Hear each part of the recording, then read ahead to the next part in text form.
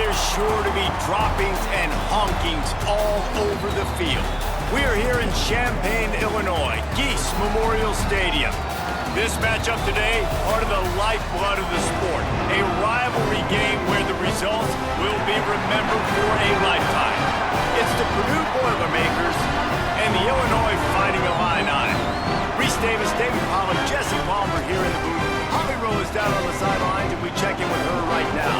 Illinois continues to improve under the guidance of Brett Bielema. Coming off a strong 9-4 season, they want to make even noise in the Big Ten this season.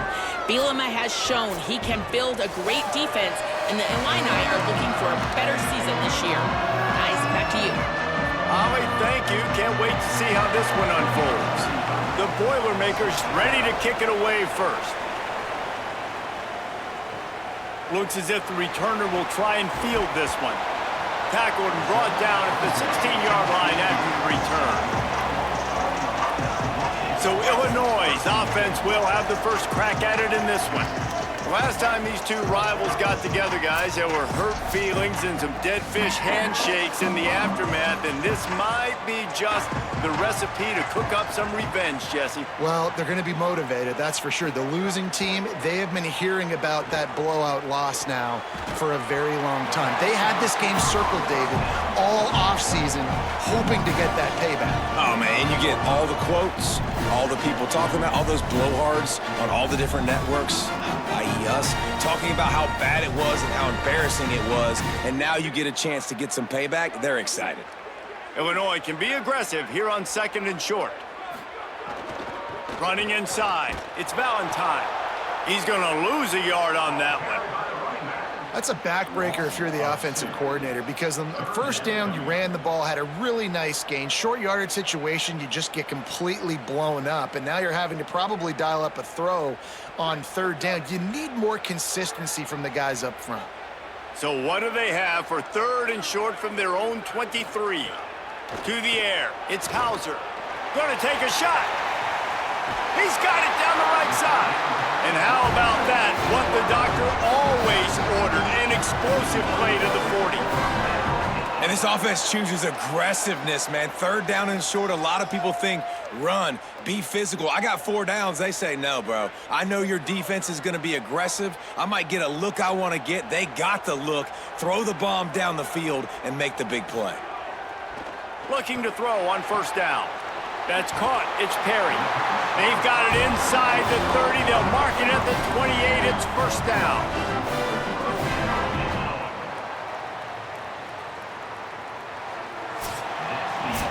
We've reached the end of the 1st quarter, and it has been a defensive battle, and the stats tell the tale so far.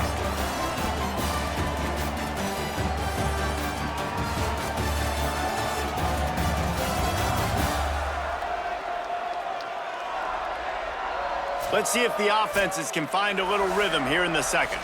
So after the break, they'll go back to work.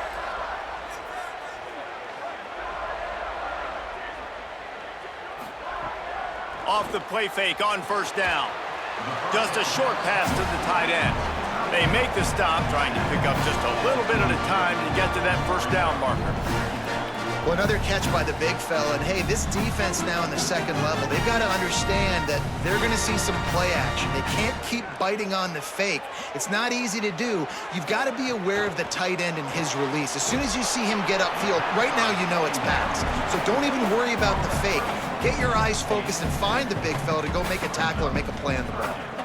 On defense, man, it helps you a lot when you can be a linebacker or a corner or safety, anybody, and you see the QB throw the football. Now I can break on the football right away and limit gains like right here on this play.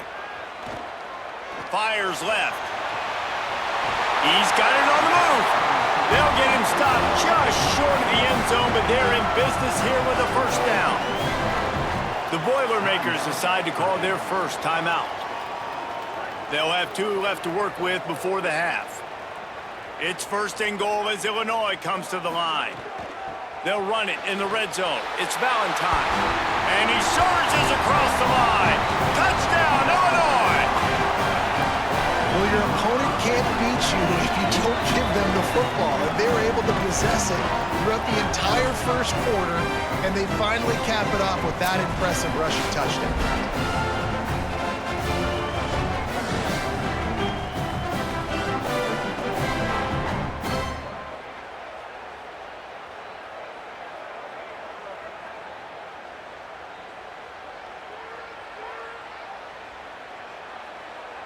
Setting up for the extra point after the first score of the game. And with the extra point, they get the first 7 of the game. An 84-yard drive there, and they capped it off with a 1-yard plunge.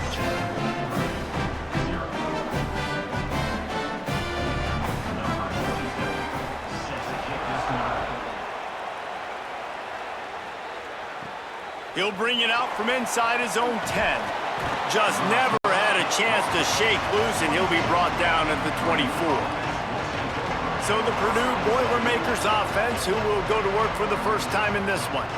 And this junior wide receiver is a focal point in their passing attack. He is a guy who is reliable and can be dangerous if he gets a chance. And there was times during the week when we were texting. We have a group text for these games every single week, and we talk about different guys. And this receiver, we were like, is the tape in fast motion? Like, this dude is flying out wide. Like, this is a guy that legit has that take the top off the defense speed, elite speed. Palmer, this is a guy that defenses, and talking to the coaches, they are extremely worried about. Yeah, the D coordinator in this game told us he just hasn't slept much this week, knowing how fast this guy is and just how he can score any given play. And they've got to do a really good job in this one communicating, understanding where he is, but making sure there is at least one safety playing deep, because you know this guy is going to get his opportunities deep down the field. You got to think they'll try to muscle their way forward on 3rd and short from the 29.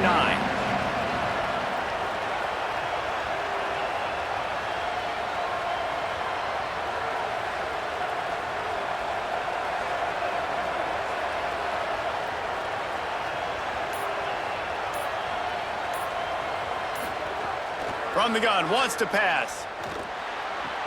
He's got the tight end. As we close in on halftime, a timeout is taken here. Just enough time for one final play in this half. Looking downfield on first down. He hurls one deep down the left side. And that deep shot's going to wind up incomplete, but we do have a flag on the field. Let's see what the official says.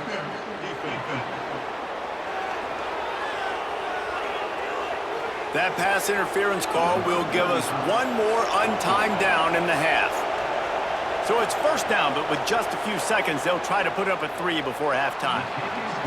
That took every ounce of leg strength he had to sneak that one into the left corner. And the field goal to end the half takes us to halftime. Halftime as both teams head into the locker room. We're looking forward to a terrific second half, but before that, let's check in with Kevin Connors.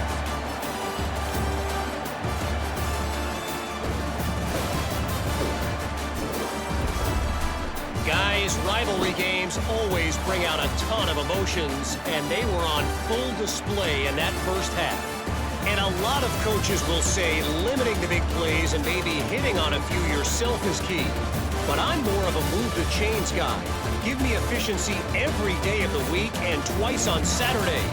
The offensive unit that subscribes to the less is more philosophy might be the one that leaves here today with a big fat W. With that, let's throw it back to the guys to see how this rivalry matchup plays out. Third quarter will get underway as soon as Illinois kicks it off. He'll bring it back from inside his 5. Really disciplined job by the coverage unit to get down there and make the stop at the 19.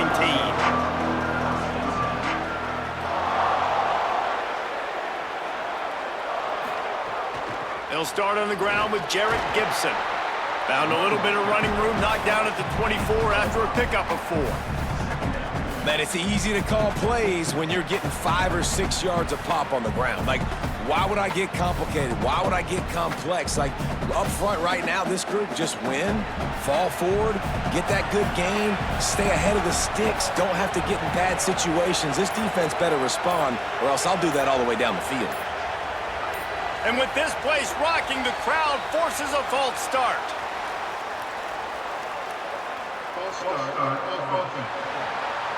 So the decision has been made, and the coach will take the penalty. After that false start, the whole approach changes now on 2nd and 10. With the catch, it's Gibson. He'll get a fresh set of downs, stopped at the 31-yard line.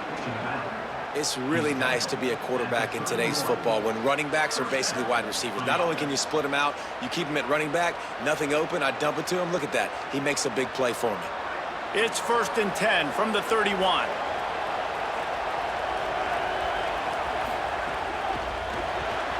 Unloads quickly. Could not make his way to the corner. Well, give the defense credit on that one because they knew coming into this one that they were going to try to get this receiver the ball in a variety of ways. They were ready for the screen there, and they create a negative play. Time winding down in the quarter as they come to the line. 2nd down, they'll go to the air. Bring in the heat. Makes the grab. And they'll drag him down. That's likely the last play of the 3rd quarter. That's the end of the quarter, and Illinois has the lead here. And we've reached the end of the 3rd, and time is running out if they're going to cut into this deficit. Let's take a look at our game stats before we move on. Not only is the scoreboard on their side, but so too is time as we open the 4th. No fall off from the noise or intensity from this crowd as we start the 4th quarter. Looking to throw again. And they can't make the play on 3rd down. And now with that play, for this offense, it's got to have it time. I'm going for it on 4th down. Obviously, a field goal does nothing. But I got 3 timeouts, and that is a good thing. Because I have those in my pocket, I can attack the whole field. I just got to focus in on the yardage to get this 4th down and move the sticks. 4th down, gotta have it here. Under fire. He's got it and more than enough for a 1st down. He's got enough, and they roll the dice on 4th down, and they keep the drive alive. The Boilermakers decide to call their first timeout. And they can take a moment to try to build a little momentum, get the right play called after picking up the 1st down. It's caught. He hauled that one in and got it down to the 15-yard line. Really nice job responding by the offense here. They watched the opponent go down the field and score a touchdown on that last drive, and you could see the quarterback there in the commercial break. He's telling his guys, let's go. We're going to go get this one. Everybody lock in. And that's what you're seeing on this drive. Doing a really, really nice job. They look confident. They're trying to score a touchdown themselves. Throwing right. And it's picked off at the goal line. Got room on the return. Not only made the pick, but he also made up some ground and took it back to the 38. And that's a throw as a quarterback. You've got to be so careful down in tight, but you're throwing to the perimeter of the field, so that either has to be on time or you've got to throw it with so much heat. And he did neither. The defender jumps it, picks it off, and has a beautiful return. So the Fighting Illini offense comes out ready to go to work. This is everything you could hope for in a rivalry game like this. Close game, waning moments, history waiting to be made, guys. And it's moments like this why you come and play for these two schools, right? To play in a game like this, in a rivalry like this, in a situation, David, game on the line late, who's going to take it? And you know when you make this play, you're immortalized. With this kind of rivalry, these are the highlights they'll be showing for years. Everybody's like, I remember when so-and-so made that play against our biggest rival to seal the deal. The Boilermakers call timeout, and they will have no more. The brain trust getting thoughts together for this big 3rd down coming up. Trying to pick it up on the ground. Back to the line of scrimmage, and that is it. It'll be 4th down. Stopping the run is very high on every defensive coordinator's list. Making the team one-dimensional. Nice job stuffing the run on that play right there. On 4th down, they could boot the field goal, but looks as if they'll go for it.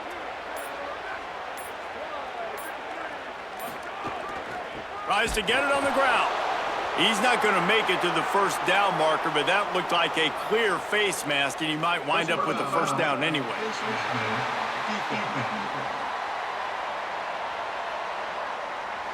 He was grabbing for anything he could get a hold of and wound up with a fistful of face mask, and it'll cost him 15. Happy with the situation, the quarterback will take a knee.